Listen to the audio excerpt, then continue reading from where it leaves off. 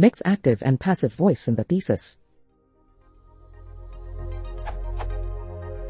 I am starting to write my thesis and was told not to use passive voice. But the active voice pronouns I and we do not sound right somehow, and I even found this link how to write. Encouraging active voice yet instructing not to use first-person pronouns. So I am planning to mix active voice with passive voice, such that when I refer to my work specifically I will use passive voice, and else I will use active voice. I am not a native English speaker, but in my language this sounds fine. Moreover, this link mix says it is okay in English too. Is this good practice in dissertations? If not, is there any other solution to this problem? For instance, in the abstract I want to say in this thesis I prove that the how can I write this sentence in active voice without using I? Thanks a lot.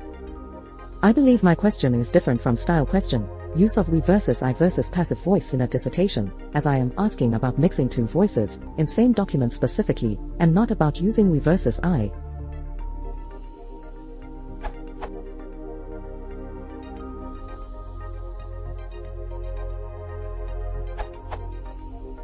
This is a tough question. I have faced it myself. You are caught in a tug-of-war between differing schools of thought in the matter. Unfortunately, it is likely that at least one professor on your dissertational committee feels strongly in the matter.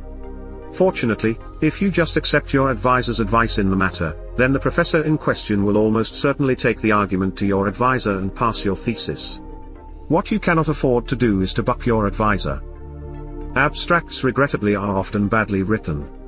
The most standard style, recommended by the best editors of US journals, seems in my experience to be not in this paper I prove that the, but merely it is proved that the, or, better, that the, is proved. This is not so much English as abstractese, of course, but abstractese actually serves a valid purpose. It is a dialect worth mastering.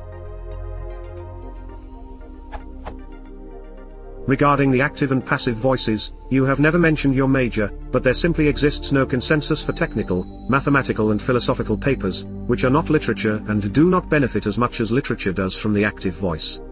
Still, English does like the active voice as a rule.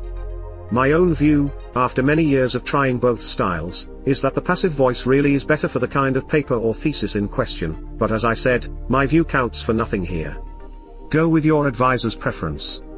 Even if your advisor's preference disagrees with your own, you will learn something by trying it. Incidentally, mixing voices in the specific manner you suggest is not always easy but can be done to pleasing effect. Of course you should speak of the work of others in the active voice, as you suggest. The passive voice is usually silly to use in that context. Good question.